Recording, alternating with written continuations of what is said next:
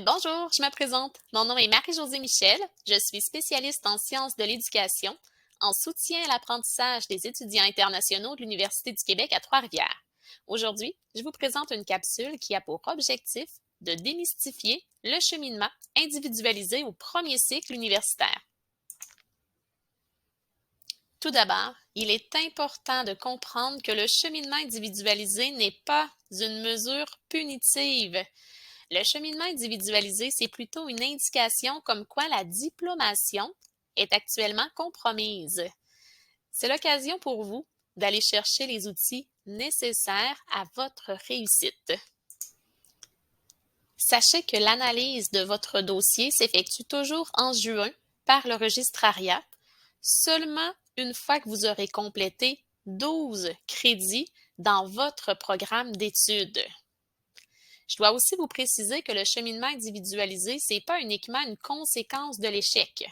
En effet, même si vous obtenez la note de passage dans l'ensemble de vos cours, c'est possible que ce résultat-là ne soit pas suffisant pour démontrer pleinement votre capacité à poursuivre votre programme régulier. Un cheminement individualisé est d'une durée de 12 mois, c'est-à-dire que vous devrez vous engager à compléter 2 sessions, automne et hiver, dans un cheminement individualisé. En terminant, c'est important pour moi de vous rappeler que le cheminement individualisé concerne tous les étudiants du premier cycle dont la moyenne cumulative se situe entre 1 et 2. Dans le cas où vous souhaitez obtenir davantage de précision en ce qui concerne la moyenne cumulative, je vous invite à numériser ce code QR qui va vous permettre, qui va vous orienter en fait vers une capsule qui définit très bien le concept de la moyenne cumulative. Alors, comment tout ça fonctionne exactement? Eh bien, comme je le disais, c'est en juin que le registrariat analyse la moyenne cumulative de tous les étudiants du premier cycle qui ont complété au moins 12 crédits de leur programme universitaire.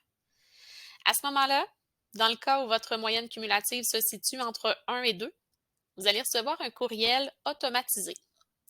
Dans ce courriel, on vous informe qu'on a annulé votre inscription pour la session d'automne et que vous devez rapidement communiquer avec votre directeur de programme. Votre rôle à vous, en fait, dès le mois de mai, moi, je vous invite fortement à consulter votre portail étudiant parce qu'étant donné que les résultats vont tous être comptabilisés dans votre portail étudiant, eh bien, vous allez déjà pouvoir prendre connaissance de votre moyenne cumulative et ainsi envisager la possibilité de peut-être poursuivre en cheminement individualisé lors de la rentrée d'automne si votre moyenne cumulative est entre 1 et 2. Ce qui fait que dès la réception du courriel de la part du registrariat, vous pourrez bien entendu prendre connaissance du contenu du courriel, vous assurer de bien comprendre toutes les informations qui vous sont communiquées et bien entendu prendre rapidement rendez-vous avec votre directeur de programme. Avec lui, vous allez pouvoir avoir un portrait, en fait, mieux comprendre votre situation. Votre directeur de programme va identifier les cours qui vont être à suivre lors de la prochaine session et c'est lui qui va pouvoir procéder à votre inscription.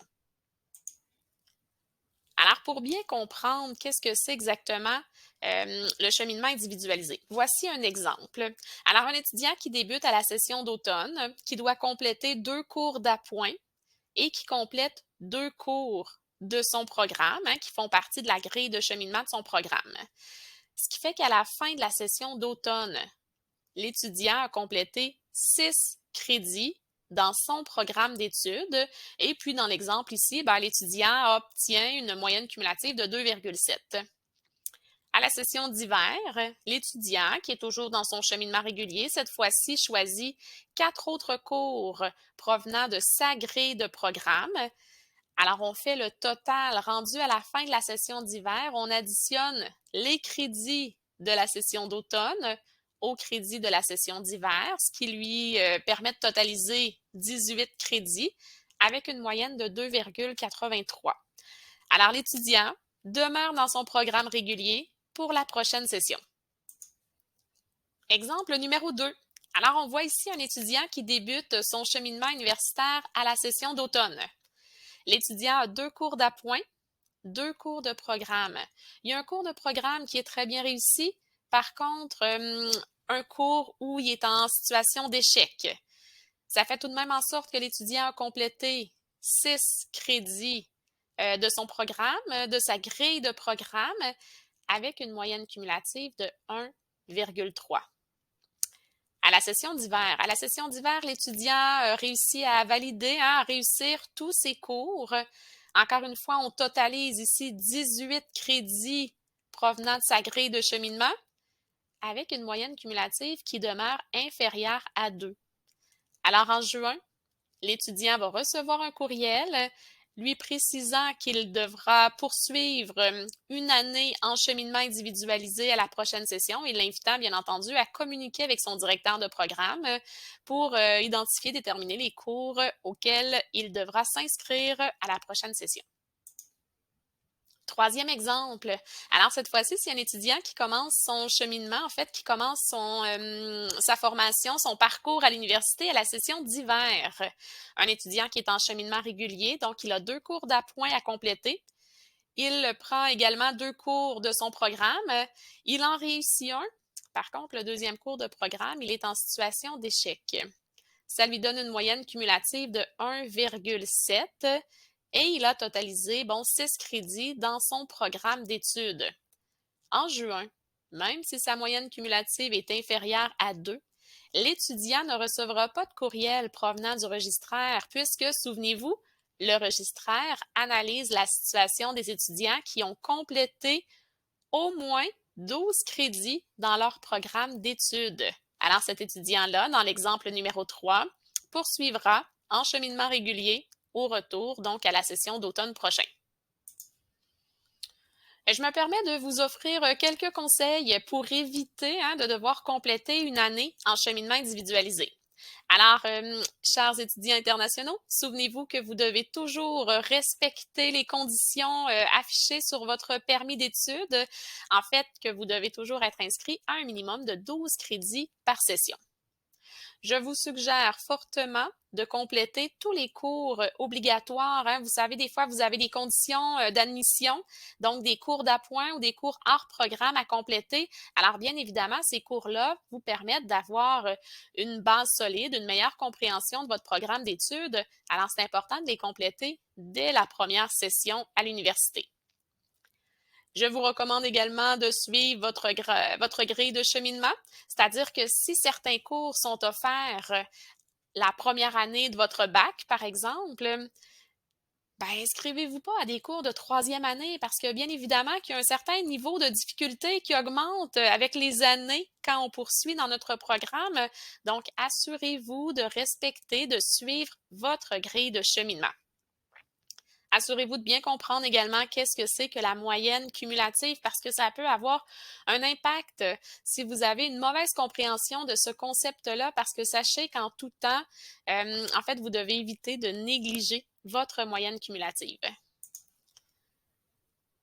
Informer le service des étudiants si jamais vous présentez une situation de handicap, c'est-à-dire que vous avez un diagnostic qui affecte vos apprentissages, que vous avez une évaluation, que vous avez un rapport provenant d'un professionnel, c'est important de le mentionner au service aux étudiants pour qu'on puisse s'assurer de vous offrir des conditions de réussite qui correspondent à vos besoins, à votre situation.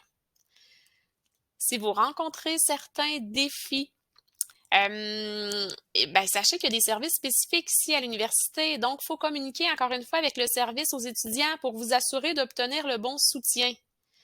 Je vous encourage à participer aux différents ateliers qui sont offerts soit par le service aux étudiants ou encore par la bibliothèque. Vous allez avoir accès à plusieurs informations, plusieurs outils qui vont vous être utiles tout au long de votre parcours universitaire.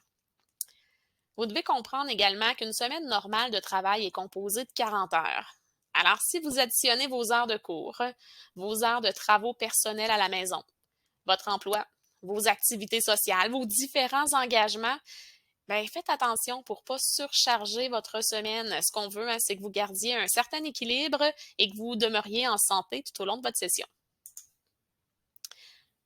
À Alors, n'hésitez pas à communiquer avec notre équipe si des interrogations demeurent ou encore si vous souhaitez obtenir du soutien et de l'accompagnement. On est là pour vous aider à atteindre vos objectifs et pour vous guider vers votre réussite. Vous pouvez toujours passer nous voir directement à nos locaux situés au 1248 pavillon Albert Tessier du campus de Trois-Rivières. C'est également possible de communiquer avec nous par téléphone ou par courriel à l'adresse étudiants.internationaux@commercialuqtr.ca. En terminant, je vous invite à explorer notre site Internet afin d'y découvrir tous les services qui vous sont offerts. Bonne continuité!